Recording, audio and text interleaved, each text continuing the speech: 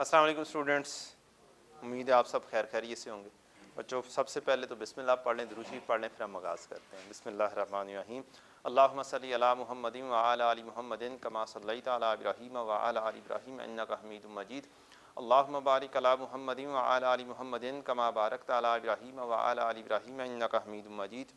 Rabbi इश्रह ली सदरी व यस्सिर ली अमरी वहलुल उक़दतम मिन लिसानी यफ़क़हू क़ौली रब्बि ज़िदनी इल्मा रब्बि यस्सिर वला तुअस्सिर व तम्मिम बिल खैर। आप लोगों ने कहा होगा कि शायद इस्लामियात की क्लास शुरू हो रही है, हैं? तो ये 3 दुआएं हैं, ये तीनों मैं इंशाल्लाह रोज़ाना पढ़ा करूँगा, दुरूद शरीफ भी पढ़ा करेंगे और फिर हम आगाज़ किया करेंगे। आज पहला दिन है, इसका मतलब पहले समझाऊँगा और उसका लिंक हमारी स्टडी से क्या है वो समझाऊँगा और फिर हम इंशाल्लाह क्लास का आगाज़ करेंगे। पहली दुआ, रब्बि इश्रह ली सदरी, रब्बी ए मेरे रब, इश्रह खोल दे, ली मेरे लिए, सदरी मेरा सीना, व यस्सिर और तू आसान फरमा दे, ली मेरे लिए, अमरी मेरा काम, वहलुल उक़दतम मिन लिसानी और तू खोल दे मेरी ज़ुबान की गिरा, यफ़क़हू क़ौली जो मैं बात कहूँ वो आप लोगों को समझ लग जाए। अब यही दुआ आप अगर अपने लिए पढ़ेंगे तो अल्टीमेटली समझ भी ज़्यादा अच्छी आनी शुरू हो जाएगी, और यही दुआ अगर आप पेपर में बैठ के अपने लिए पढ़ेंगे तो बस ज़हन में ये सोच लीजिएगा, यफ़क़हू क़ौली से मुराद कि जो मैं चीज़ लिख दूँ, जो मेरे दिमाग में आए वो अगले को क्या हो जाए, समझ लग जाए। अगली दुआ है, रब्बी यस्सिर, ऐ अल्लाह तू आसान फरमा दे, वला तो असर और तू इसमें मुश्किल ना डाल, व तम्मिम बिल खैर और तू इसे मुकम्मल फरमा दे खैर के साथ। तो दूसरी दुआ होगी हमारी ये वाली। और तीसरी दुआ का तो मतलब आप सबको पता है, रब्बी ज़िदनी इल्मा, ऐ अल्लाह मेरे इल्म में इजाफ़ा फरमा। नाम मेरा वसीम अकरम है और मैं लेफ़्ट हैंड से बॉलिंग करता हूँ, ठीक है, और राइट हैंड से बैटिंग करता हूँ। ऐसा नहीं है, मैं क्या हूँ जी, चार्टर्ड अकाउंटेंट हूँ और मैं बस पढ़ाता हूँ। अकाउंटिंग खब्बा डेबिट सजा क्रेडिट हमारा काम है करना, और यही हमारा पेशा है। एक्सपीरियंस के हिसाब से बात करूँ, टीचिंग एक्सपीरियंस मेरा तकरीबन 7.5-8 साल के करीब का हो चुका हुआ है।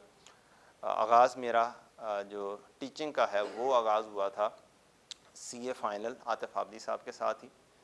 उसके अंदर आपका जो CMA का एडवांस लेवल है वो, और जो MFA आपका एक सब्जेक्ट है उसका एडवांस लेवल CA फाइनल में जो है BFD और मैक, उसके टेस्टिंग से रिलेटेड मेरा आगाज़ था। और देन आई जॉइंड साथ वाला कॉलेज, नाम नहीं ना लेना चाहिए, तो वहाँ पर मैंने QM पढ़ाया, फिर उन्होंने मुझे इंट्रो साथ दी, फिर इंट्रो के बाद R1 दी, R1 के बाद R2 दी, फिर R2 के बाद CMA दिया।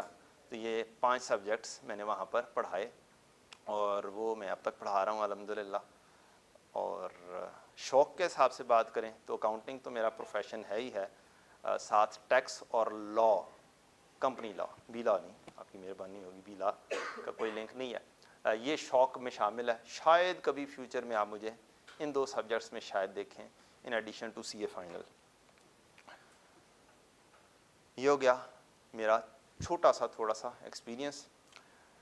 आई am one of those chartered accountants जिनका इंडस्ट्री का एक्सपीरियंस कोई 8-9 साल का है। उसके बाद मैं इस प्रोफेशन में आया हूँ, टीचिंग प्रोफेशन में। तो मेरी टीचिंग के अंदर, मेरी अकाउंटिंग के अंदर मेरा बहुत सारा अकाउंट्स डिपार्टमेंट में काम किया हुआ एक्सपीरियंस वो भी शामिल है। नालायक सा चार्टर्ड अकाउंटेंट हूँ मैं, और जो कोई डिस्टिंक्शन, कोई लोग कहते हैं कि जी मैं फ़र्स्ट टाइम में पास हुआ, वो मैं नहीं हूँ। सीधी सी बात है, मैं फ़ेल होके पास हुआ हूँ। हाँ, एक छोटी सी डिस्टिंक्शन ये हो सकती है कि मैंने आर्टिकल्स शुरू किए थे BCom के फ़ौरन बाद। पहले मैंने BCom किया था, उसके बाद मैंने आर्टिकल्स शुरू किए थे, और ड्यूरिंग आर्टिकल्स ही मैंने आपका जो आप कैफ़ है, पुराने ज़माने में उसे सीएंटर कहते थे, वो किया था, और वो सेल्फ स्टडी पे किया था। उस ज़माने में यूट्यूब के वो कोई लेक्चर शेक्चर नहीं होते थे, ना ही कोई ऑनलाइन सिलसिला था। तो मेरा जो मेजर नॉलेज गेट किया हुआ है, जो मैं आगे पोर्ट्रे करता हूँ, जो आगे मैं सिखाता हूँ, जो बताता हूँ, वो ज़्यादा इंडस्ट्री से गेट किया हुआ, आर्टिकल से गेट किया हुआ, और प्लस बुक्स से लिया हुआ नॉलेज है। क्योंकि मैं कहूँ कि मेरे उस्ताद बहुत सारे हैं कि एक उस्ताद ने जैसे पढ़ाया होता है ना, वैसे आपके अंदर एक इनबिल्ट हो जाती है चीज़, आप भी उस तरीके से कुछ कुछ चीज़ें पढ़ा देते हैं, तो वो ऐसा सिलसिला नहीं है। तो ये तो हो गया मेरा थोड़ा सा एक्सपीरियंस। अब हम बात करते हैं अपने R1 के सब्जेक्ट की और उसके कोर्स की, कि हम कैसे कैसे अपने कोर्स को लेकर चलेंगे।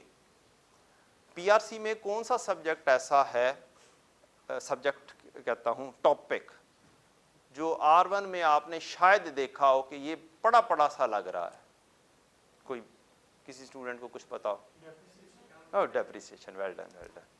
डेप्रिसिएशन का एक चैप्टर ऐसा है जो आपने थोड़ा बहुत PRC में किसी लेवल पर, चाहे MCQ बेस था, वो आपने उसका कॉन्सेप्ट क्या किया हुआ है, लिया हुआ है। और मैं चूँकि PRC 4 भी पढ़ाता हूँ, मुझे उसका भी पता है कि जी क्या चीज़ वहाँ से आप पढ़ कर आए हैं, किस लेवल तक का कोर्स वहाँ पर मौजूद है, तो और R1 में क्या है। तो मेरा तरीक़ाकार कोशिश यही होती है, चाहे मैं CMA पढ़ा रहा हूँ, चाहे मैं R1 पढ़ा रहा हूँ, कि जो सी चीज़ आपने पहले से पढ़ी हुई है उस कॉन्सेप्ट से आगे आपका कॉन्सेप्ट्स क्या किए जाएं, बिल्डअप किए जाएं। एक बात याद रखनी है, हमेशा कॉन्सेप्ट पे फोकस करना है, ठीक। जो सी चीज़ होनी थी हो गई हुई है, MCQ बेस पेपर थे, कोई रट्टा लगा के या कोई असाइनमेंट करके कि क्रैम करके आपने कर लिया हो तो कर लिया हो। आगे क्या है, कॉन्सेप्ट बिल्डिंग है। जितने स्ट्रॉन्ग आपके कॉन्सेप्ट होंगे उतना इजीली आप पेपर पास कर लेंगे। नंबर 1, उतना इजी आप अगले लेवल पे पेपर पास करेंगे। Got the point. तो हमें क्या करना है, कॉन्सेप्ट बेस्ड चलना है।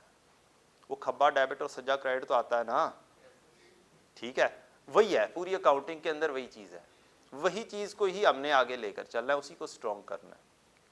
2 चीज़ें, आपकी जर्नल एंट्री ये बहुत स्ट्रॉन्ग होनी चाहिए और आपके लेजर्स बहुत स्ट्रॉन्ग होने चाहिए। लेजर अकाउंट, जिसे आप अकाउंटिंग के अंदर PRC में अकाउंट बोलते थे, लेजर वो वाला बुक्स ऑफ प्राइम एंट्री वाले लेजर्स की बात नहीं हो रही, सेल्स लेजर परचेज लेजर्स की बात नहीं हो रही, लेजर अकाउंट की बात हो रही है, T अकाउंट जिसे हम बोलते हैं। तो वो स्ट्रॉन्ग होने चाहिए। ये 2 चीज़ें स्ट्रॉन्ग आपने करनी तो समझें आपके पेपर R1 भी पास, R2 भी पास इंशाल्लाह। सिर्फ और सिर्फ इन चीज़ों के ऊपर ज़्यादा फोकस रखना है। वो जो रट्टा जो PRC 4 के अंदर थोड़ा सा दरमियान में आ जाता है कि लेफ्ट साइड पर राइट साइड पर, वो भी किस के ऊपर बेस करता है, वो भी डेबिट एंड क्रेडिट के ऊपर बेस करता है। तो हमारा आगाज़ आज इंशाल्लाह होगा और हम इसको एंड कर रहे होंगे बाय द एंड ऑफ 31 जुलाई इंशाल्लाह। यहाँ पर हमारा एंडिंग होगा। मैंने प्लान पूरा बनाया हुआ है, अब मैं ये आप लोगों के साथ शेयर भी कर रहा हूँ, और हमें इस प्लान को काफ़ी हद तक फोकस करना है ताकि हमारा कोर्स टाइमली क्या हो जाए, कंप्लीट हो जाए, ठीक। कोई एक आधा दिन आगे पीछे हो जाए उसकी खैर है, लेकिन इस प्लान को जब हम फॉलो करेंगे हमारा course with in due time इंशाल्लाह क्या होगा, ख़त्म होगा। और प्रैक्टिस आपने सही तरीके से करनी है। डेली का काम डेली करेंगे आप तो पेपर पास है। अगर आप ये कहेंगे कि यार कोई बात नहीं कल कर लेंगे, तो हम हमेशा यही सुनते हैं, फेसबुक के ऊपर भी देखते हैं, डायरेक्टली मैसेजेस भी आते हैं कि सर 30 लेक्चर पेंडिंग है, क्या मेरा पेपर हो सकता है। फिर ये वाले कहानी शुरू हो जाएंगी। तो ऐसा कहानी की नौबत आप लोगों ने नहीं आने देनी है। स्टार्ट मेरा प्रॉपर्टी प्लांट इक्विपमेंट या डेप्रिसिएशन के चैप्टर से होगा जो आपने किसी हद तक पढ़ा हुआ है, उसी से ही रिलेटेड मैं आगे प्रॉपर्टी प्लांट इक्विपमेंट से रिलेटेड आपके कोई 5 चैप्टर हैं। कितने चैप्टर हैं? 5 चैप्टर हैं। उसी को ही आगे एक एक चैप्टर कर कर चलेंगे और ये पूरा एक ग्रेड होगा जो कि 30-35 मार्क्स का है, 35 मार्क्स का एक ग्रेड है, ठीक।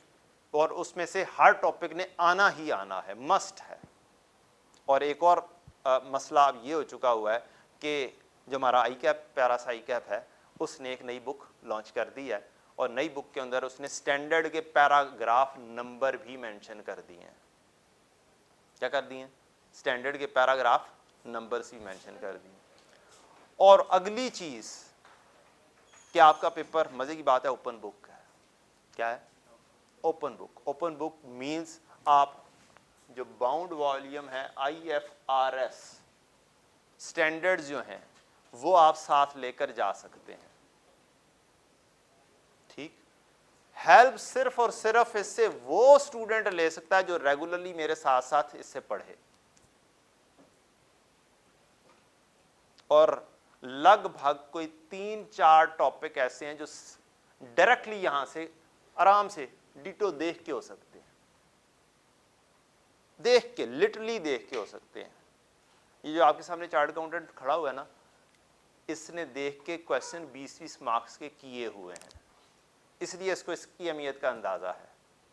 और मेजॉरिटी बहुत सारी जगहों पर आपको ये मिलेगा, कोई फायदा नहीं है। कुछ सीनियर्स भी कहेंगे कोई फायदा नहीं है।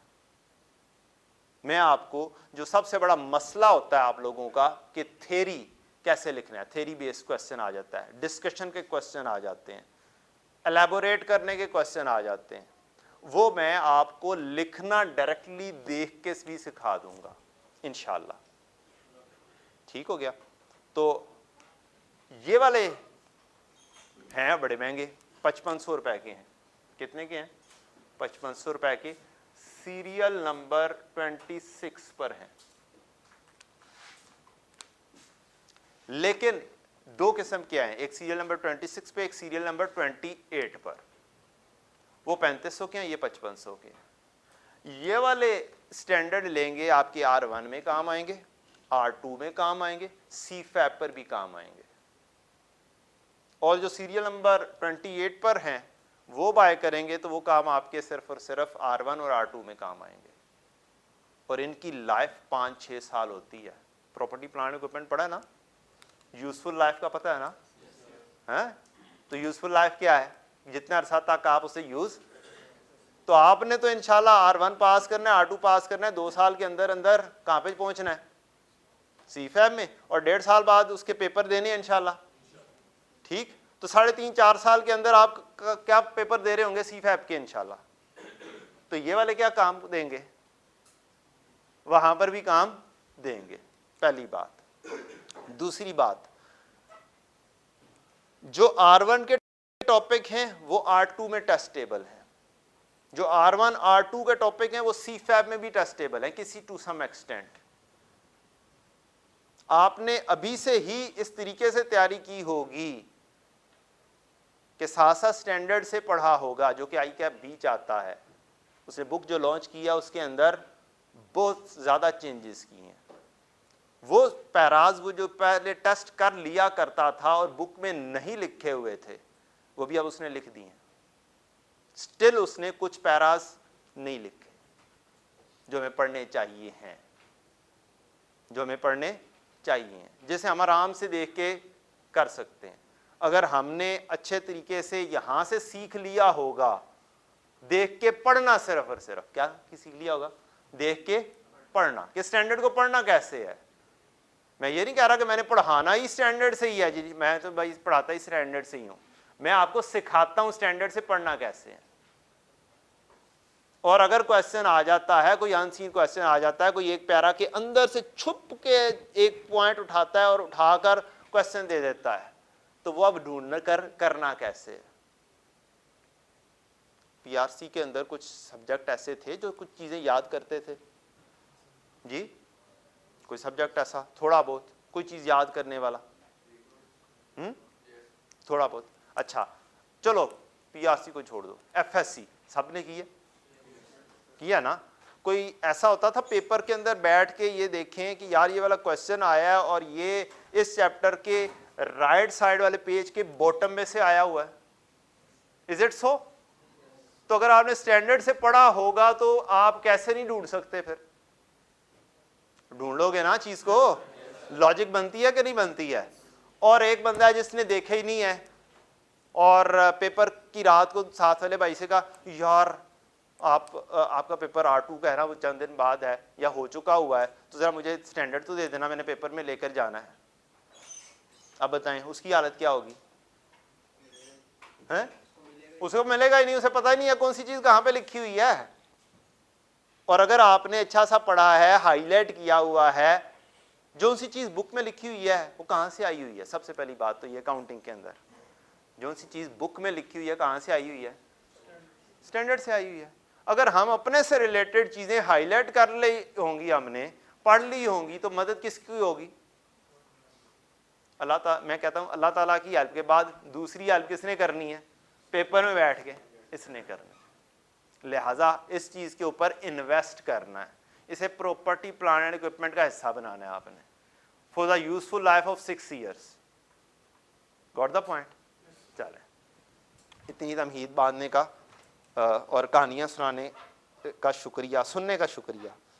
अच्छा जी, अब हमने आगाज़ करना है प्रॉपर्टी प्लान एंड इक्विपमेंट से। अब प्रॉपर्टी प्लान एंड इक्विपमेंट की बहुत एडवांस लेवल आएगा, उसके अंदर हम एक रिवैल्यूएशन का टॉपिक है वो भी पढ़ेंगे। ये वाला टॉपिक रफली हमारा चलता है 15, 17, 18, 20 दिन। कितने दिन?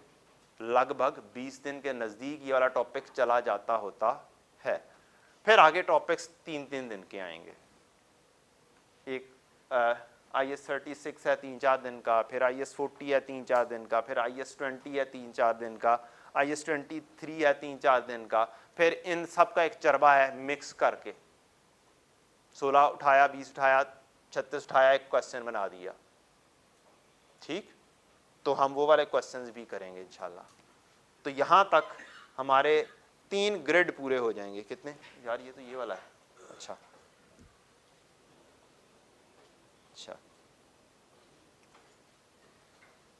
कुछ टॉपिक फिर से आपने पढ़ा हुआ है करेक्शन ऑफ एरर का, BRS में थोड़ा सा पढ़ा था, हल्की फुल्की सी गलतियों को ठीक करना सीखा था। राइट साइड पे लिखा जाए उसे राइट साइड पे लिख दो, राइट साइड पे लिखा जाए लेफ्ट साइड पे लिख दो, डबल करके लिख दो, इस तरीके की गलतियां। कुछ नाम पढ़े थे, error of omission, error of, इस तरीके की बातें पढ़ी थी, तो वो वाला चैप्टर आ जाएगा। फिर आगे चैप्टर्स के नाम आपको पता नहीं है, फ़ायदा कोई नहीं है डिस्कशन अभी करने का, ठीक, लेकिन प्लान बना हुआ है, इस प्लान के मुताबिक मैंने चलना है इंशाल्लाह, और आपने भी इसी प्लान के मुताबिक चलना है। स्टडी का रूल ये होगा कि जो सा क्लास वर्क होगा वो आपका होमवर्क पहला नंबर पे होगा। क्या जनाब, क्या बोल रहा हूँ जी मैं? बोलने जरा। जो क्लास वर्क होगा वो होमवर्क पहले नंबर पे होगा, उसके बाद आगे बात आएगी। ठीक, फॉर द टाइम बीइंग मेरी बुक अभी तक, चूंकि ICAP ने बहुत ज़्यादा चेंजेस कर दी हैं, तो मुझे भी बुक के अंदर क्या करनी है, ज़्यादा चेंजेस करनी है। टाइम लग रहा है, इंशाल्लाह उसके अब 2 वॉल्यूम मुझे करने पड़ेंगे। एक वॉल्यूम की तैयारी काफ़ी हद तक, ये जो एक ग्रेड मैंने डिस्कस किया यहाँ तक, ये इसकी तैयारी काफ़ी हद तक कंप्लीट है। 4-5 दिन लगेंगे मज़ीद, वो पब्लिशिंग में चली जाएगी। तब तक के लिए हमें क्या करना होगा, ऑनलाइन जो बुक है वो डाउनलोड करनी होगी और उससे होमवर्क करना होगा। Got the point? और जो क्लास वर्क होगा वो तो हम यहाँ पर देख ही रहे होंगे, हमें नज़र आ रहा होगा, उसको भी मैं PDF आप लोगों के साथ शेयर कर दिया करूँगा। अगर मैंने कोई क्वेश्चन ऐसे लिखे होंगे जो कि बुक में नहीं है, कोशिश करेंगे तब तक हम बुक वाले ही क्वेश्चन से ज़्यादा काम कर लें। तो पहला नंबर पे class work is equal to your homework, ये वाली इम्पोर्टेंट बात है। अच्छा जी, और फिर बाकी चीज़ें मैं इंशाल्लाह आपको करवाता जाऊंगा। तो ये वाली बात तो हो गई ख़त्म। हमारा एंडिंग टाइम होगा कब? 31 तारीख को इंशाल्लाह, 31 जुलाई को हमारा कोर्स इंशाल्लाह एंड हो जाएगा। अच्छा, अब हमने आगाज़ करना है बच्चों प्रॉपर्टी प्लांट एंड इक्विपमेंट का। मैं माज़े चाहता हूँ, कुछ थोड़ी सी कल भी क्लास नहीं हो पाई, एक्चुअली मेरी वालदा हॉस्पिटलाइज्ड हैं और मैं उसी चक्कर के अंदर हूँ पिछले 1 वीक से, तो उसके लिए मैं माज़े चाहता हूँ आप लोगों से। आपकी क्लास तो कल से स्टार्ट हुई थी ना? हाँ, तो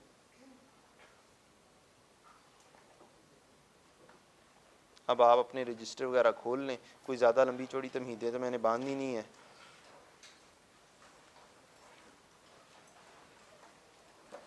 ये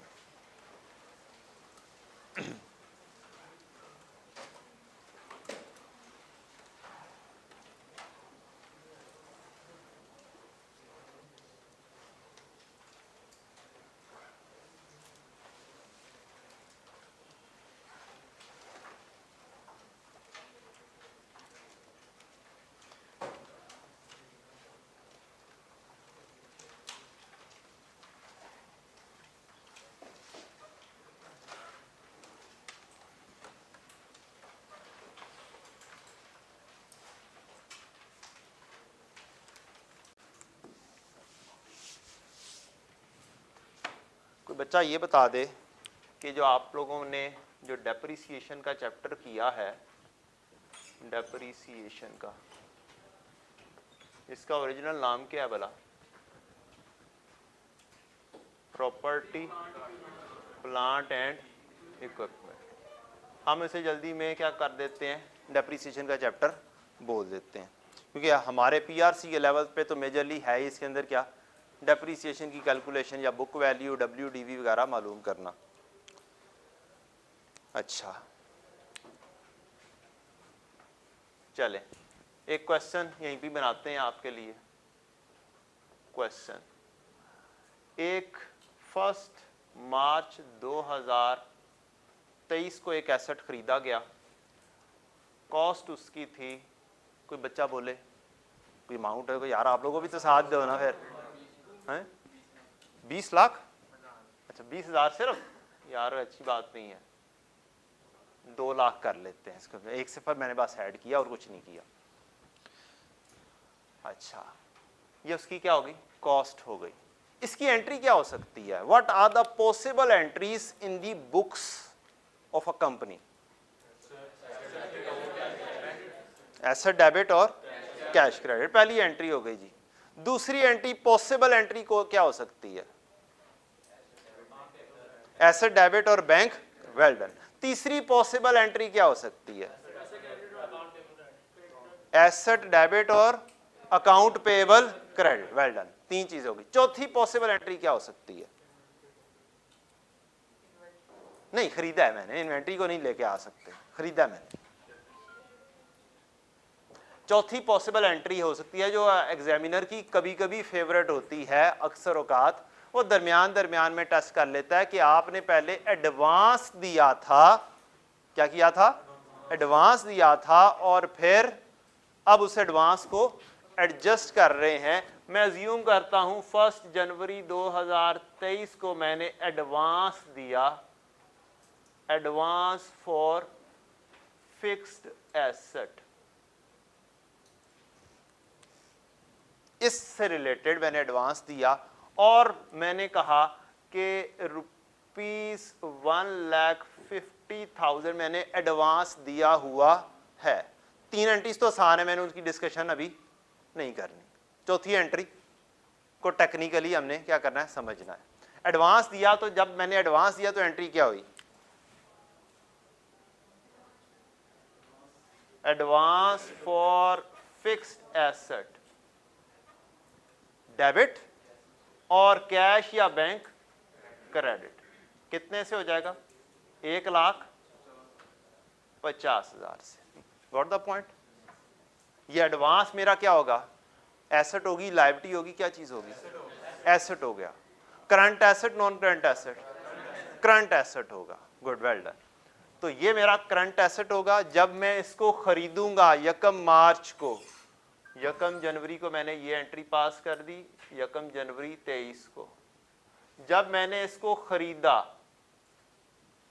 तो तब क्या एंट्री अब पास करना पड़ेगी, एसेट डेबिट हो जाएगी। ठीक हो गया, एसेट तो कितने के साथ डेबिट हो जाएगा, 1.5 लाख से, वेल डन। एसेट डेबिट हो जाएगा या प्रॉपर्टी प्लांट इक्विपमेंट डेबिट हो जाएगा, एसेट, या फिर बेहतर है प्रॉपर्टी प्लांट एंड इक्विपमेंट लिखा जाए। ये डेबिट हो जाएगा 2 लाख रुपए से, और कैश क्रेडिट हो जाएगा या फिर पेएबल क्रेडिट हो जाएगा 50,000 से, और एक ये 1.5 लाख रुपया क्या हो जाएगा, एडजस्ट हो जाएगा। Well done. Advance for fixed asset, ये मेरी 1 मार्च को एंट्री हो जाएगी। इसको एग्जामिनर मुख्तलिफ अंदाज से क्या करता है, वो आप लोगों को देता है। कभी कहता है कि आपको 50% एडवांस दिया गया है, क्या किया गया, 50% एडवांस दिया गया, जिसके अगेंस्ट हमने 1 मार्च को चीज खरीद ली है। अब फिर ये वाली अमाउंट गायब कर देता है। अब 50% से 100% पर हमें जाना पड़ता है खुद ही। कभी कहता है 40% एडवांस दिया हुआ है, तो वो एक मैथ की कैलकुलेशन आ जाती है दरमियान, ग्रॉसिंग अप आ जाती है, लेकिन एंट्री हमारी क्या होगी, यही वाली हो जाएगी। अगर 100% एडवांस दिया हुआ है तो एसेट डेबिट और एडवांस क्रेडिट बात खत्म हो जाएगी। Got the point. तो 4 पॉसिबिलिटीज हमारी, 3 तो बहुत आसान थी, asset debit cash credit, asset debit bank credit, asset debit payable credit, और चौथी पॉसिबिलिटी एसेट डेबिट और एडवांस क्रेडिट। ठीक हो गया जी? ठीक है। मैंने यकम मार्च को 2 लाख का एसेट खरीद लिया।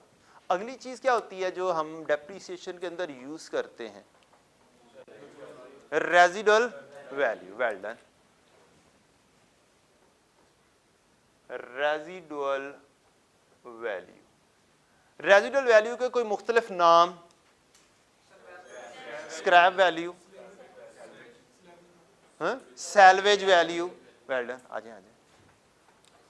रेजिडुअल वैल्यू के मुख्तलिफ नाम, सैल्वेज वैल्यू, तीसरा नाम क्या था, स्क्रैप वैल्यू, और एक आधा और भी होता है, शायद न्यू नहीं पढ़ा होगा आप लोगों ने, ट्रेड इन वैल्यू। जितने में ये ट्रेड हो जाएगा ऐसे समझ लें आप।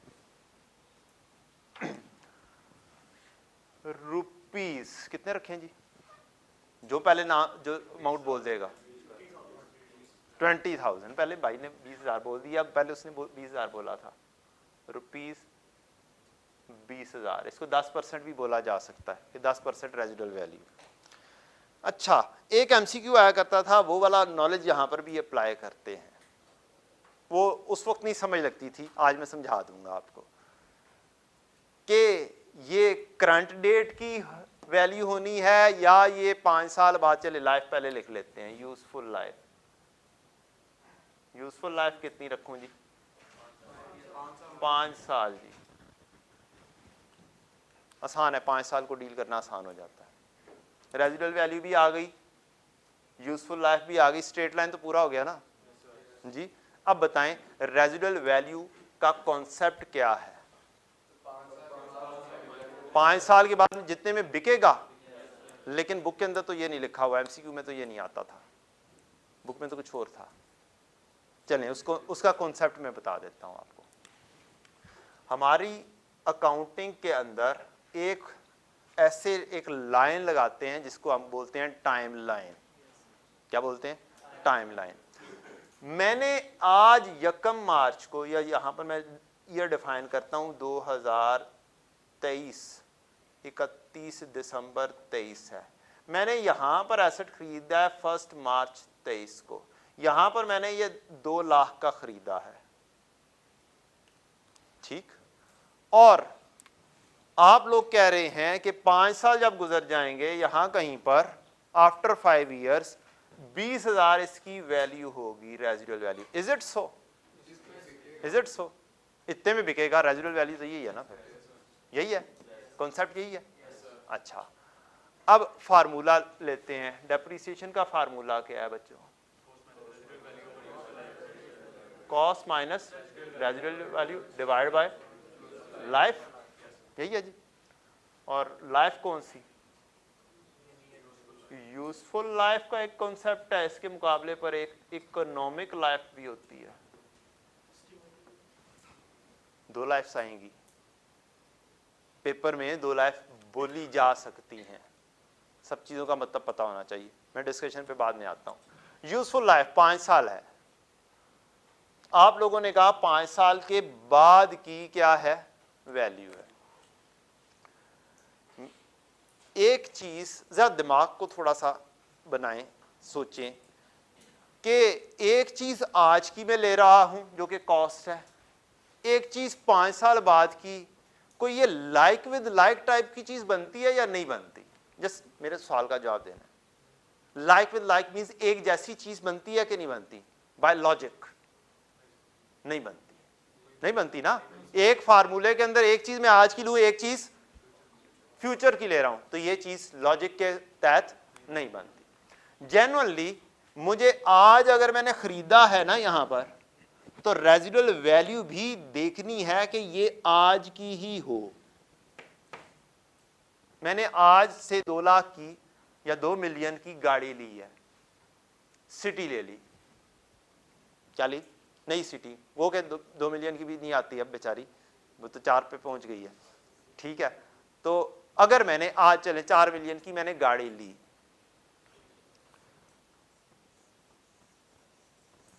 सिटी ले ली, क्या मुझे अपना तरीकाकार पता है मैंने ऐसे मंड के चलाना है, या मैं बड़ा अच्छा सा सोफिस्टिकेटेड किस्म का बंदा हूं, बस मैंने इसे कॉलेज आना है और बस कॉलेज से चले जाना है, कभी कभी मैंने इस्लामाबाद का चक्कर लगा लिया, को आउटिंग कर ली तो कर ली, या मैंने इसे उठाना है और लगा देना है, चलो भाई बाइकिया के ऊपर और ये क्रीम के ऊपर मैं चला दूंगा, ये कर दूंगा, वो कर दूंगा। बताएं जी, क्या मुझे इस चीज़ का अंदाज़ा है या नहीं है? बिजनेस को इस चीज़ का अंदाज़ा होगा कि नहीं होगा? होगा। अच्छा, क्या एस्टीमेट लगाया जा सकता है कि अगर मैं इसको चलाऊंगा तो 5 साल बाद इसकी हालत क्या होगी, या अगर मैं क्रीम पर दे दूंगा तो इसकी हालत क्या होगी? अंदाज़ा लगाया जा सकता है? ठीक है। क्या फिर अगर अंदाज़ा लगाया जा सकता है और मैंने इसे 5 साल यूज़ करना है, तो क्या मेरे पास इस वक्त मार्केट में ऐसी गाड़ियां मौजूद होंगी जो 5 साल पुरानी हो आज बैठे हुए, और उनकी माइलेज के अंदाज से भी हिसाब से वैल्यू चेंज होती है कि नहीं होती है? उनकी कंडीशन के हिसाब से होती है। तो रेजिडुअल वैल्यू जेन्युइन कॉन्सेप्ट ये है कि वो आज की ही एक क्या होगी, गाड़ी देखूंगा मैं, सिटी मैंने लिया तो सिटी ही देखूंगा, जो 5 साल पुरानी होगी, जो यहां कहीं पे खरीदी गई होगी और उसको 5 साल गुजरे हुए हो चुके होंगे, और वो तकरीबन उस जैसी कंडीशन की होगी जिस कंडीशन में मैं अपनी गाड़ी को 5 साल बाद देखता हूं। अगर एमसीक्यू टाइप आ जाएगा ना क्वेश्चन, तो फिर वो ऐसे ही होगा, इन करंट वैल्यू, करंट टर्म्स। हाँ, समझने में हम कह सकते हैं यार रेजिडुअल वैल्यू जो भी है लिखी हुई है वो 5 साल बाद की है, जो भी है, लेकिन जेन्युइन कॉन्सेप्ट इसका क्या है, जो कि एमसीक्यू आप लोगों को शायद देखा हो आप लोगों ने, लेकिन समझ ना लगती हो पीआरसी के लेवल पर कि उसका कॉन्सेप्ट क्या है और क्यों करंट टर्म्स में करंट वैल्यू क्यों लिखी होती है। तो उसका कॉन्सेप्ट ये है कि मैं आज 5 साल पुरानी सिटी देखूंगा और उसकी वैल्यू जो आज लगेगी वो होगी उसकी। Got the point? चलें, हमने बस इतना सा मैंने बात करनी थी। मेरे पास लाइफ आ गई, यूजफुल लाइफ आ गई, रेजिडुअल वैल्यू आ गई, इकोनॉमिक लाइफ क्या होती है? कंप्यूटर्स हमारे पास कौन से हैं? 4th जनरेशन, 3rd जनरेशन, और हम उसे यूज करते हैं जब कोई जनरेशन कोई 15 जनरेशन पे पहुंच चुकी होगी। हमारे अमेरिका में बनता है, वो 3 साल यूज करते हैं, फिर वो आता है पाकिस्तान में, ठीक, फिर एक स्टूडेंट खरीदता है उसे, या एक ऑफिस वाला खरीदता है, ठीक हो गया, फिर वो उसे 5 साल यूज करता है, फिर वो उसे मार्केट में बेच देता है, फिर कोई स्टूडेंट खरीदता है, ऐसे ही है, फिर उसे वो यूज करता है टिल इट्स डेथ। तो एक्चुअल में लाइफ उसकी, उस कंप्यूटर की कितनी हो जाती है? 12, 13 साल, 15 साल।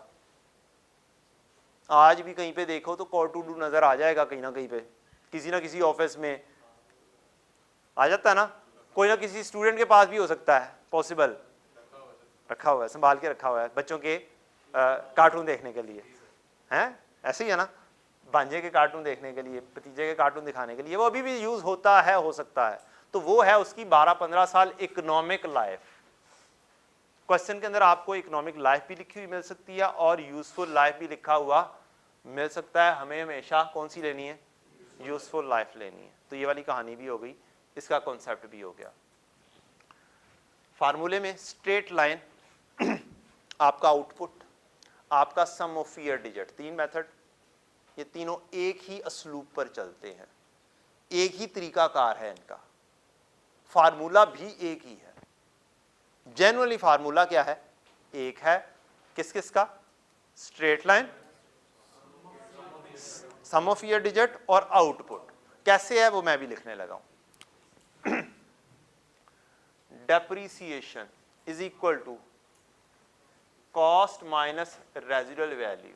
इस फार्मूले को यहां पर हम लिखेंगे टोटल यूजफुल लाइफ, क्या लिखेंगे? टोटल लिखेंगे, मल्टीप्लाई बाय, आउटपुट में करते थे ना कि इस साल के कितनी आउटपुट थी, मल्टीप्लाई बाय रिस्पेक्टिव ईयर का यूजेज। अब यहां पर आपने चलना है लाइक विद लाइक। क्या चलना है? लाइक विद लाइक मींस अगर लाइफ आपकी ईयर्स में है तो आपका यूजेज भी किस में आएगा? ईयर्स में आएगा। कभी आप लोगों ने देखा हो कि मिड ऑफ ईयर में बाय किया जा रहा है, जैसे 1 मार्च को बाय किया जा रहा है और इसका ईयर एंड है 31 दिसंबर 23, तो फिर कितने ईयर्स हो जाएंगे जो हमने यूज किया? हाँ, मुझे आवाज आई 9/12। ये वाली गलती पेपर में होती है बच्चों, जल्दी जल्दी, ये जल्दी वाली काम नहीं करना काइंडली। ये वाली गलती अक्सर होती है 1 मई के ऊपर, 1 मार्च के ऊपर, हम जल्दी जल्दी 9/12 करते हैं और पेपर में इजी मार्क्स क्या करते हैं, अपने हाथ से कहते हैं एग्जामिनर को काट लो भाई। ठीक है, काउंटिंग कर लेना काइंडली। ये हाथों के जो है ना, या तस्वीर पढ़ने के लिए दिए गए हैं या फिर हमें ईयर्स गिनने के लिए, मंथ गिनने के लिए दिए गए हैं। मार्च अप्रैल, सबसे पहले एक और काम लिख लो अपने पास, R1 R2 CFAB जो भी हो, जो सा भी क्वेश्चन होगा सबसे पहले उसका ईयर डिफाइन करना है। क्या करना है? ईयर को डिफाइन करो। ईयर से डिफाइन से मतलब ये है कि ईयर एंड क्या है। ईयर, कभी ईयर एंड दे देता है 31 जनवरी, कभी ईयर एंड दे देता है 28 फरवरी, कभी ईयर एंड दे देता है 31 मई। 31 में होता है ना, वैसे गलत तो नहीं बोल गया? होता है, बाजू का लिखा होता है किसी कहीं ना कहीं पे ना 31 जून, वो कॉपी पेस्ट होता है। 31 दिसंबर को उठाया और दिसंबर को काट दिया तो क्या हो गया? 31 जून। तो ऐसा नहीं है। तो डिफाइन योर ईयर फर्स्ट।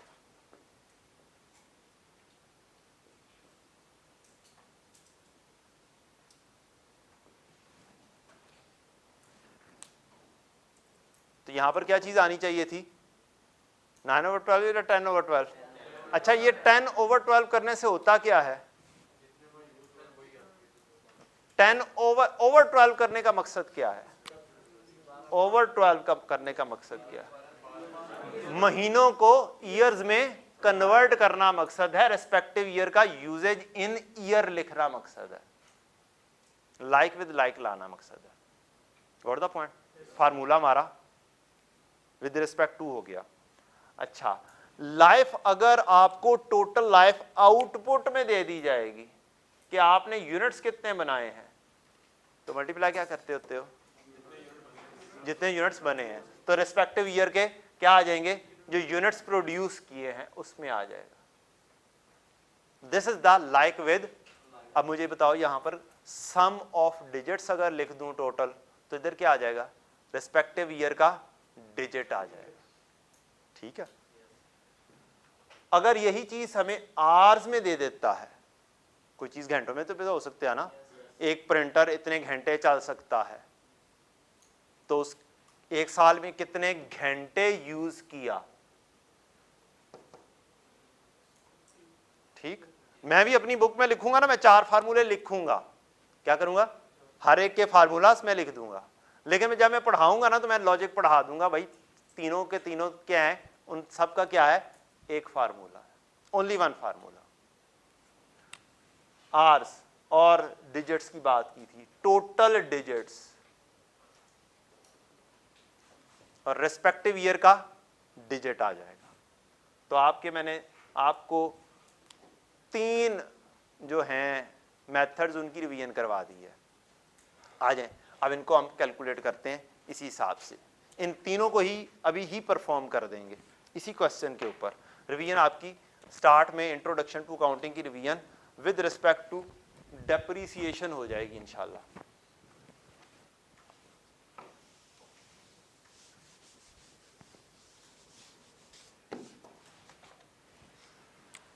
चलें जी, मुझे डेप्रिसिएशन 3-3 सालों की कैलकुलेट करनी है। कितने सालों की? 3-3 सालों की। पहले हम कैलकुलेट करेंगे स्ट्रेट लाइन से। डेप्रिसिएशन 2023। पेपर में ये बताओ, पेपर, क्योंकि मेरी आदत है कि मैं पेपर के पर्सपेक्टिव में साथ साथ बातें करता हूं कि पेपर में क्या करोगे। क्या पेपर के अंदर फार्मूला लिखना जरूरी है या नहीं है? पेपर में कोई जरूरी नहीं है, जस्ट एप्लीकेशन जरूरी है। क्या है? जस्ट एप्लीकेशन जरूरी है। लेकिन मैं फार्मूला इधर लिख दिया आप लोगों के लिए, एप्लीकेशन यहां पे करने लगा हूं। कॉस्ट मेरी कितनी है? 2 लाख। Residual value 20,000। लाइफ इसकी total life 5 years. Multiply by करूं 10 करूंगा भाई। मेरा ईयर 1 मार्च को मैंने खरीदा है, ईयर एंड है मेरा 31 दिसंबर है, तो मैंने इसे करंट ईयर में मेरा ये यूजेज है 2023 में वो 10 मंथ्स का है, तो मैं क्या करूंगा, इसे 10/12 करूंगा। क्या आंसर आया? 30,000। भाई कैलकुलेटर बड़ा सही चलाना, पक्की बात है। सबके पास कैलकुलेटर है। अकाउंटेंट का हथियार, ये अकाउंटेंट का हथियार होता है। और वो बच्चे बैठे होते हैं, वो पीछे बच्चा कोने में बैठा हुआ ना, मोबाइल यूज कर रहा होगा और क्या सर मैं कैलकुलेटर यूज कर रहा हूं है, तो काइंडली कैलकुलेटर यूज वो वाला करना है जो पेपर में लेकर जाना है। ठीक है, 2 बेशक खरीद लो कैलकुलेटर, एक खराब हो जाए तो दूसरा इस्तेमाल हो सके, लेकिन काइंडली मोबाइल को क्या रखो, जेब में रखो। 30,000 जी डेप्रीसिएशन आ गई। डेप्रीसिएशन 2024 की स्ट्रेट लाइन में 2 lakh minus 20,000 divided by 5, multiply by 1 लिखना है या नहीं लिखना कोई फर्क नहीं पड़ता। 36,000। उससे अगले साल की भी 36,000। आप कैलकुलेशन भी करने की जरूरत नहीं है। तो 2025 की ये हो गई। स्ट्रेट लाइन हमारा रिवाइज हो चुका है। हाँ, यहां पर लाइफ की जगह रेट जरूर इस्तेमाल हो सकता है, उसकी बात हम बाद में करेंगे। Got the point? अच्छा जी, स्ट्रेट लाइन के बाद कौन सा मेथड कर लिया जाए? आउटपुट मेथड में मुझे यहाँ पे दरमियान में आउटपुट देनी पड़ेगी, ऐसे ही है। चलें दे देते हैं। 2023 में यूनिट्स प्रोड्यूस किए और टोटल यूजफुल लाइफ किधर गई थी? चलें, यूजफुल लाइफ किधर लिखी है मैंने? अच्छा ये लिखी थी 5 ईयर्स या फिर 50,000 यूनिट्स। और 2023, 2024, 2025 के यूनिट्स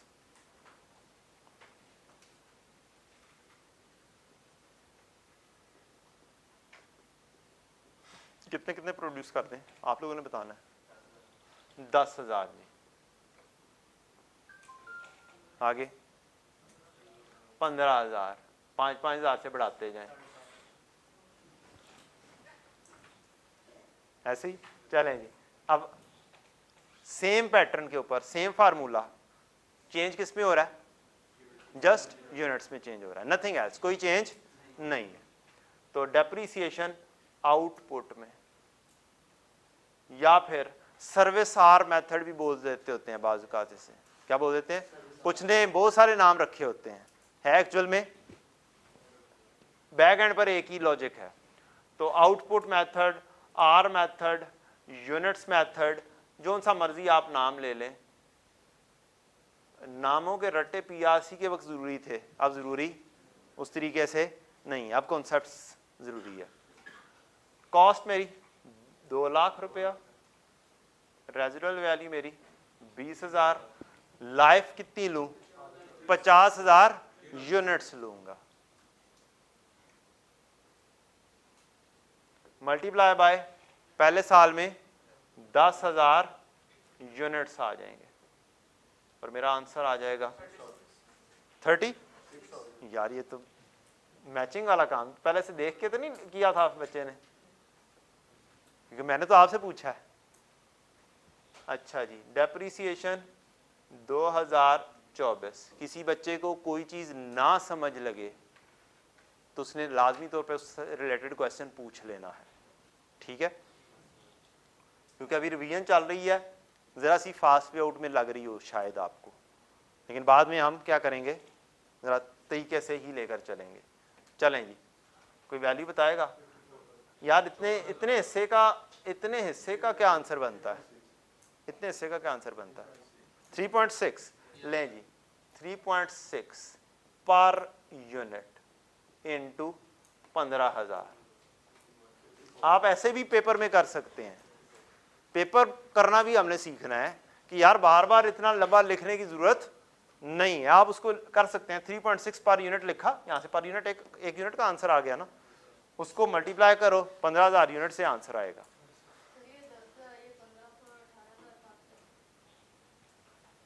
ये अब मैंने बच्चों से पूछा था कितने कितने यूनिट्स कितने सालों में बनाए, बच्चों ने कहा एक साल में 10,000 यूनिट्स बनाए, अगले साल में 2024 में 15,000 यूनिट्स बनाए और 18,000।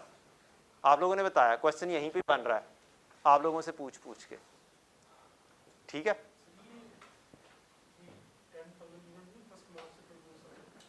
जी हाँ, जब यूनिट्स की कहानी आ जाएगी तब डेट शेट कोई अहमियत नहीं रखती।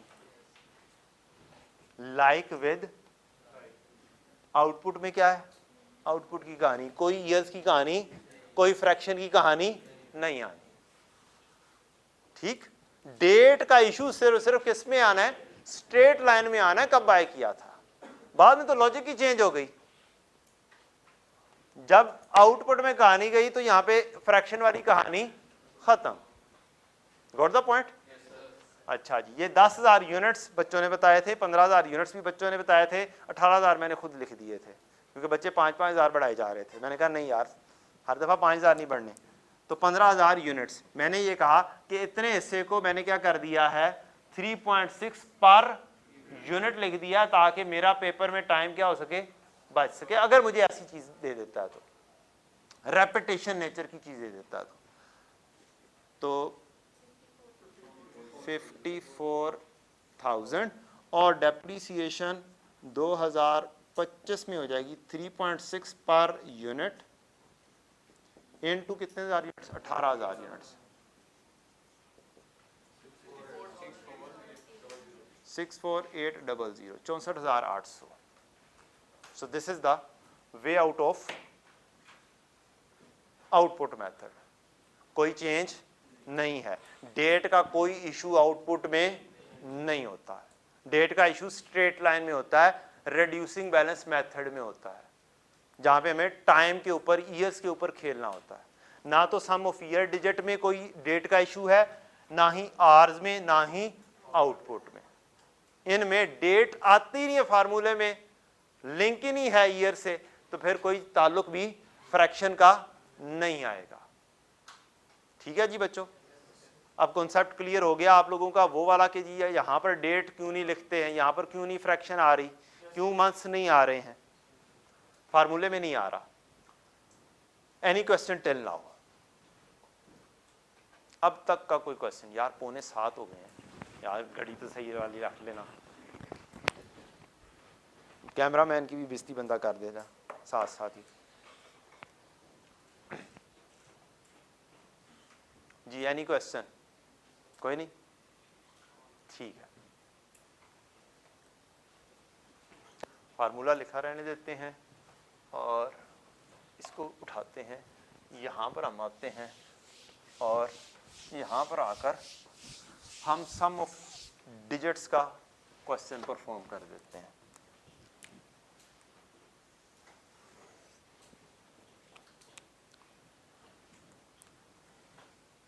फार्मूला यहाँ पे क्या होगा भाई, cost minus residual value divide by total sum of digits into respective year का डिजिट, रिस्पेक्टिव ईयर का डिजिट। अब डिजिट के अंदर मसला यह है कि रिस्पेक्टिव ईयर का डिजिट किस तरीके से वर्कआउट करता है, आप लोगों को आता है? इसको रिमेनिंग लाइफ भी बोल देते हैं। इसके अंदर जाके क्या बोल देते हैं? रिमेनिंग लाइफ भी बोल देते हैं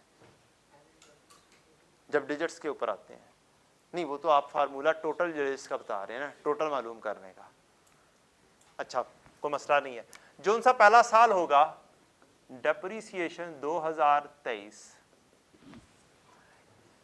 इसके अंदर डेप्रीसिएशन ज्यादा कैलकुलेट होगी इस मेथड में। स्ट्रेट लाइन में इक्वल थी, यहां पर इक्वल जा रही है।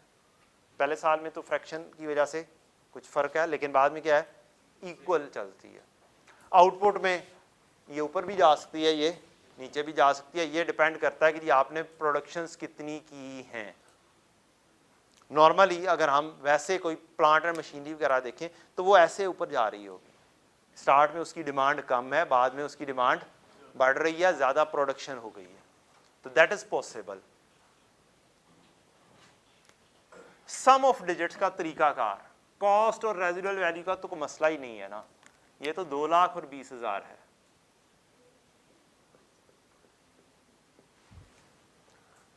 टोटल सम ऑफ डिजिट्स, पहले साल का डिजिट होगा 5, दूसरे साल का होगा 4, तीसरे साल का होगा 3, चौथे साल का होगा 2, पांचवें साल का होगा 1। अगर ईयर्स कम हो तो ये तरीकाकार बड़ा आसान सा है। 5, 4, 3, 2, 1। लाइफ कितनी थी? लाइफ कितनी थी? 5 साल थी। तो 5 जमा 4 जमा 3 जमा 2 जमा 1 लिख दें।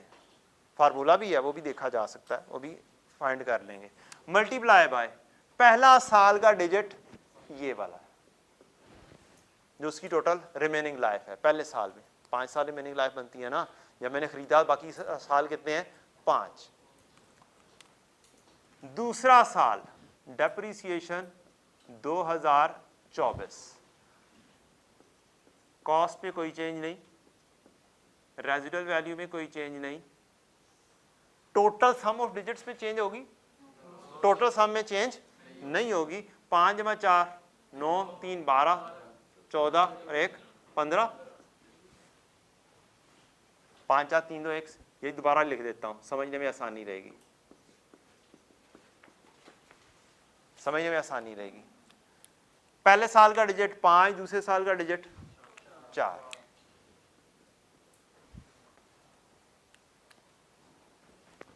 तीसरे साल का digit depreciation 2025, 2,00,000 minus 20,000 divide by 5 जमा 4 जमा 3 जमा 2 जमा 1। मैं सिर्फ समझाने के लिए ये लिख रहा हूँ, अदरवाइज मैं भी क्या करूँगा, शॉर्टकट लगाऊंगा और जल्दी जल्दी करूँगा। तीसरे साल का डिजिट 3 होगा and so on. Got the point? ये भी चीज़ समझ लग गई जो कभी शायद ना समझ लगती हो कि ये डिजिट्स कहाँ कहाँ से आ जाते हैं और किस तरीके कार के ऊपर चलते हैं। ये रिमेनिंग लाइफ है। रिमेनिंग लाइफ सोचोगे कि पहले साल के एंड पर 5 साल, दूसरे साल के शुरू में, सॉरी, पहले साल के शुरू में 5 साल रिमेनिंग, दूसरे साल के शुरू में 4 साल रिमेनिंग, तीसरे साल के शुरू में 3 साल रिमेनिंग। और अगर ऐसे देख के चलना चाहते हैं तो पहले साल का डिजिट, दूसरे साल का डिजिट, तीसरे साल का डिजिट, चौथे साल का डिजिट क्या होगा, पांचवें साल का डिजिट 1। चलें जी, आंसर बता दें बस। 60,000, 60, 48, 36। चलें, आपने कहा 24 और ये 12,000।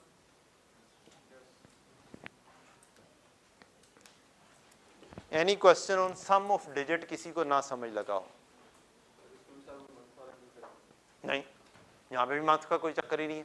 फार्मूले में सिर्फ जहाँ पर ईयर्स आ रहे होंगे वहाँ पर मसला आना है, बाकी सब में डेट का कोई इशू नहीं आना। डेट आना ही नहीं है, कोई चक्कर ही नहीं है डेट का। फार्मूले में जब ईयर आएगा तब फ्रैक्शन लेकर आओगे ना, क्योंकि रिस्पेक्टिव ईयर का डिजिट में कन्वर्ट करना था, तो उसके लिए हमें यहाँ पर क्या करना पड़ा, रिस्पेक्टिव ईयर का डिजिट 10/12 करना पड़ा। रिस्पेक्टिव ईयर का यूजेज, सॉरी, यहाँ पे स्ट्रेट लाइन में था, फ्रैक्शन लगी, यहाँ पर तो फार्मूले में आना ही डिजिट है। तो पहले साल का डिजिट चाहे आपने 1 दिसंबर को बाय किया हो, ईयर एंड 31 दिसंबर हो, आपने क्या करना है, पहले साल का डिजिट उड़ा देना है 5 के साथ। ठीक है, हाँ, सम ऑफ डिजिट का फार्मूला बता देते हैं। 5 जमा 4 3 जमा 2 1 जमा 1, दूसरा बताना है। अच्छा, सम ऑफ डिजिट्स का फार्मूला होता है n into n plus 1 divide by 2। 5 साल लाइफ है, जमा 5 जमा 1 6 डिवाइड बाय 2, 5 ज़रब 6 30 तकसीम 2 इज इक्वल टू 15। ये काम तब होता है जब आपकी लाइफ 15 साल दे दे, 18 साल दे दे, 20 साल दे दे, जब आपने कैलकुलेटर पे जमा करना क्या है आपके लिए मुश्किल है, तब ये वाला फार्मूला इस्तेमाल होता है। ठीक है जी। या फिर एमसीक्यूज के अंदर कि फार्मूला कौन कौन सा है, तब एमसीक्यूज का एम्फेसिस यहां पर उतना नहीं है। अब पूरी बुक के अंदर से आपको रफली 7-8 एमसीक्यूज आने हैं। कितने?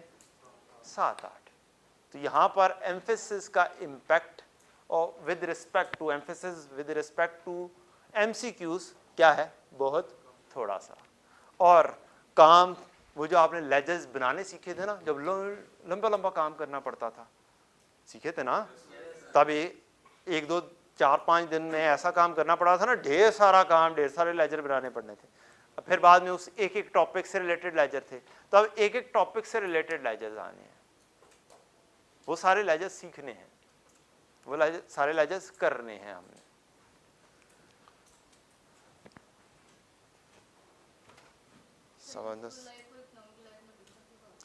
यूजफुल लाइफ और इकोनॉमिक लाइफ में डिफरेंस लिख लें। यूजफुल लाइफ जो कंपनी ने यूज करना है, जितना अरसा बिजनेस ने यूज करना है,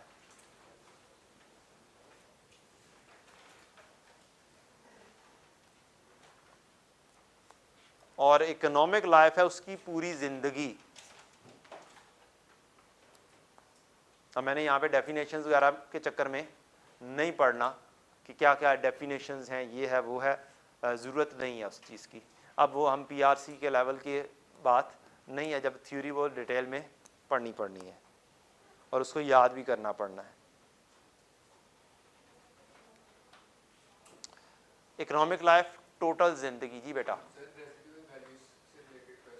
आपने कहा था कि हम उसी साल में देखते हैं कि इस चीज की रेजिडुअल वैल्यू क्या है, तो वो एक थोड़ा सा इनएक्यूरेट केस नहीं हो जाएगा, क्योंकि 4-5 साल के बाद तो इकोनॉमिक कंडीशंस वगैरह चेंज होंगी। मैंने लफ्ज यूज किया था एस्टीमेट का। क्या यूज किया था? अकाउंटिंग के अंदर एस्टीमेट्स के काम बहुत सारे करने पड़ते हैं, एक्यूरेसी नहीं चाहिए होती है। ठीक, वो अल्टीमेटली जो सी प्रॉफिट एंड लॉस में जानी होती है अमाउंट, वो टोटल वही आती है, जो मर्जी हो जाए। ठीक, ये सिर्फ और सिर्फ हमने देखना होता है कि हमने हर साल किस पैटर्न के ऊपर लेकर जाना है।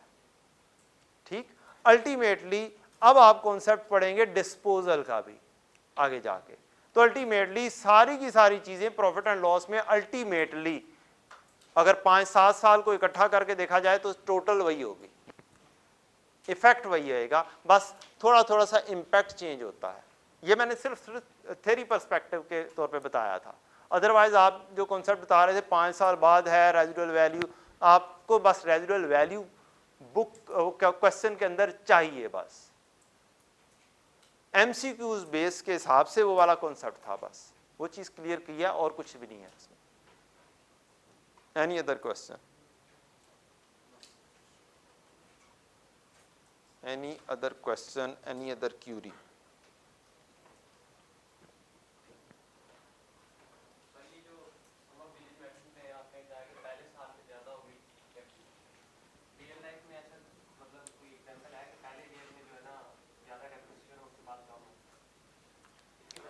हाँ ना, है ना, आप बाइक खरीदते हो, ठीक है, ये बताएं अम्मी कहती हैं जाओ चने लेकर आओ, फौरी तौर पे जाते हो बाइक के ऊपर? हाँ मैं बाइक लेकर जाऊंगा।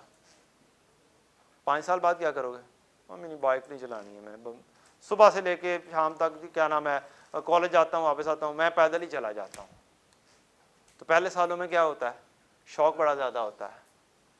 ठीक, अगली चीज़ जो एक क्या नाम है आपकी मशीनरी है, वो जवानी में ज़्यादा अच्छा काम करती है या बुढ़ापे में? बुढ़ापे में ज़्यादा अच्छा काम करती है, नहीं करती ना? तो जवानी के अंदर ज़्यादा काम, आहिस्ता आहिस्ता कम काम। What the point? कि रियल लाइफ में इंसान, आप एक इंसान यही वाला काम कर रहा है कि स्टार्ट में आप एफएससी में ज़्यादा पढ़ते थे या आप ज़्यादा पढ़ते हो? एफएससी में ज़्यादा पढ़ते थे। अब पढ़ना पड़ेगा, है पीआरसी ने तो आपको एक दाना डाल दिया है कि यार यहाँ पे तो पढ़ना ही कुछ नहीं पड़ता, यहाँ पे सुबह से लेकर रात तक बैठ के पढ़ना पड़ता है। वही वाला असलूब लाएंगे एफएससी वाला तो बात बनेगी। ये दरमियान में ना ये चोड़ कर दिया आई आपने, मसला ये हुआ एक आपको ये देखे कि यार ये तो है ही कुछ नहीं, मसला ही कोई नहीं है, ये तो हमने 1 महीने में पास कर लिया, बाएं हाथ की खेल है हमारे लिए। एक बात याद रखो, लो कॉन्फिडेंस और ओवर कॉन्फिडेंस दोनों मारते हैं। मेरे अपने स्टूडेंट, मैं क्रैश करवा रहा था एक ज़माने में इंट्रोडक्शन टू काउंटिंग का, उस ज़माने में एएफसी होता था। एएफसी दिसंबर में करके आए, मार्च में उन्होंने इंट्रोडक्शन टू काउंटिंग के पेपर देने होते थे, तो 2 महीने में उनको क्रैश में पढ़ाकर काउंटिंग पढ़ा के बिठा देते थे। वही वाला काम एएफसी के अंदर एमसीक्यूज और इस तरह का सिलसिला था। रिलैक्सेशन हमने तो 1 महीने में कर लिया, एक बच्चा और एक बच्ची नहीं पढ़ रहे, बार बार उनको बोला कि भाई पढ़ लो पढ़ लो पढ़ लो, नहीं। हाँ, ओवर कॉन्फिडेंस, दोनों क्या हुए, उड़ गए, दोनों उड़ गए। ठीक, अब जो बच्चा था उसने अपने आप को सही किया, बच्ची ने भी थोड़ा बहुत सही किया, लेकिन काम गड़बड़ ये हुआ कि बच्चे ने तो अपने आप को सही किया, उसने मेंटेन किया और वो पास कर गया, कैफ कर गया। लेकिन जो बच्ची थी उसने क्या किया, R1 फिर मुझसे पढ़ी, पास हो गई, R2 में कहीं और गई, बहुत बड़ा नाम गई, अब माइंड मैच नहीं हुआ या व्हाट्सएवर रीजन, पहली दफा फेल, फिर से दोबारा से पढ़ी, फिर फेल। अब क्या हुआ, फिर मेरे पास आ गई, मैंने उसके अंदर वाज़े चेंज देखी, आपको बताने का मकसद ये है, वाज़े चेंज देखी। पहले जो उसके अंदर कॉन्फिडेंस होता था, अब वो लो कॉन्फिडेंस में कन्वर्ट हो चुका हुआ था। ठीक, तो जब लो कॉन्फिडेंस होता है तब आपको लगता है कि आप अब कर ही नहीं सकते हैं, यू कैन नॉट डू। तो आपने रेगुलर स्टडी करके क्या करना है, अपने आप को मेंटेन करना है, कॉन्फिडेंस को मेंटेन करना है। ठीक हो गया बच्चों? अच्छा, अब होमवर्क क्या है, टाइम होने वाला है ना, पीआरसी की बुक है, ठीक है, पीआरसी की बुक के अंदर जो बुक क्वेश्चंस किए थे वो मौजूद हैं या नहीं है? बुक बेच दी है? ओहो, वो इतनी जल्दी थी पास होने की कि बुक बेच दी? बेटा ऐसे नहीं करना चाहिए, ये अच्छी बात नहीं है, बुक अपनी हमेशा पास रखनी चाहिए। आपकी जो पहली 19-20 एग्जाम्पल या 22-23 एग्जाम्पल जो पीआरसी की बुक की थी, वो सारी की सारी FAR1 में कॉपी पेस्ट हो चुकी हुई हैं। क्या हो चुकी हुई हैं? कॉपी पेस्ट हो चुकी हुई हैं, और वो उसके अंदर से इन 3 मेथड से रिलेटेड जितनी भी एग्जाम्पल हैं वो सारी आपका होमवर्क है। अब पहले तो आपसे MCQs किए थे, एग्जाम्पल्स तो की नहीं ना थी, ऐसे ही है, कुछ इधर उधर से जो भी क्वेश्चन थे वो हो गए थे। लें जनाब,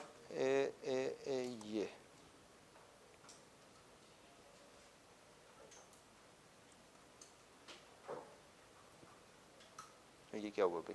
अच्छा इधर नहीं, अभी इधर शिफ्टिंग नहीं हुई, अभी इधर ही है।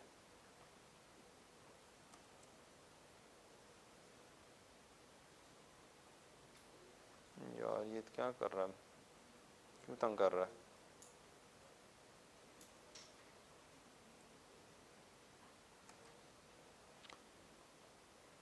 ये बच्चों आपकी कुछ रिवीजन आपने जो पढ़ा हुआ है ये मैं बाद में डिस्कस करूँगा, कल इंशाल्लाह डिस्कस करेंगे।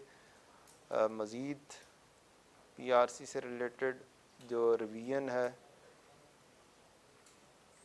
किधर गई एग्जांपल्स?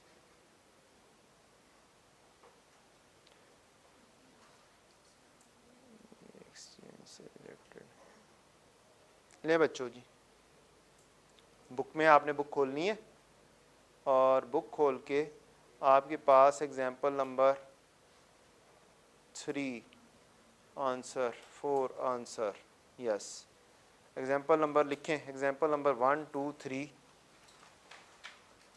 5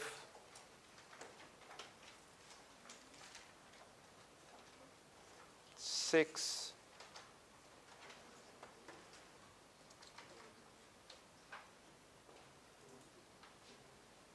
7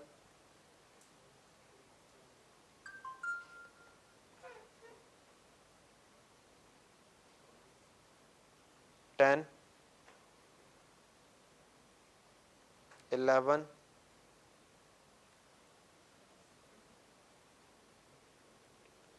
12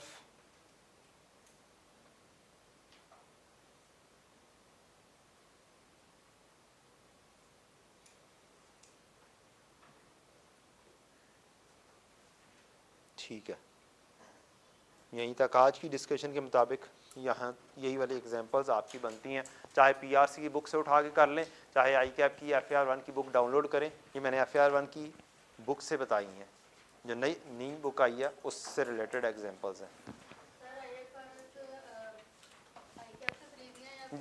वो मिलते ही आईकैप से हैं और कहीं से नहीं मिलते। 26 नंबर सीरियल 5500 रुपये के होंगे आजकल। जितना डिले करेंगे उतने ज़्यादा इन्फ्लेशन के चांसेस के इम्पैक्ट पिछले 9 महीने में बहुत ज़्यादा महसूस हो रहे हैं, तो वो मज़ीद आगे भी महसूस हो सकते हैं। नकल लगाना सिखाऊंगा इंशाल्लाह आपको फुल फ्लैज जहाँ जहाँ पर देख के किया जा सकता है वो मैं बताऊंगा। पास पेपर खुलवाऊंगा, यहाँ पे पास पेपर खोलूंगा और कहूँगा कि आओ आंसर देखते हैं कहाँ से, स्टैंडर्ड से आंसर देखेंगे, फिर देख लेंगे कि अब हम क्या स्टैंडर्ड से एग्जैक्ट डिटो कॉपी कर सकते हैं या थोड़ा बहुत उसके अंदर हल्का फुल्का सा चेंज करने की ज़रूरत है। बस इतनी सी बातें होंगी। कुछ चीज़ें होंगी पूरे का पूरे स्टैंडर्ड देख के क्वेश्चन किया जा सकता है, देख के लिटरली उसमें कॉन्सेप्ट बिल्डिंग की ज़रूरत होती है। और बाकी सारा का सारा मैं खुद पेपर में भूल गया था, क्या हुआ था, मैं पेपर में भूल गया यार ये फार्मूला क्या होता है, मसलन ये वाला फार्मूला मैं भूल गया। मुझे ये पता था स्टैंडर्ड में कौन सी जगह पे लिखा हुआ है, मैंने ऐसे करके बुक खोली है, ऐसे पहुंचा हूँ, फार्मूला देखा है और क्वेश्चन क्या कर दिया। इंसान है ना, इंसान तो अल्लाह ताला की हेल्प के बाद ये दूसरी चीज़ है स्टैंडर्ड, इसने हेल्प करनी है, इसको लाजमी तौर पर बाय कर लीजिएगा। मैं इंशाल्लाह आपको यहाँ पर साथ साथ पढ़ाऊँगा। ले जी आज के लिए इतना ही, थैंक यू वेरी मच। अस्सलाम वालेकुम वरहमतुल्लाहि वबरकातुहू।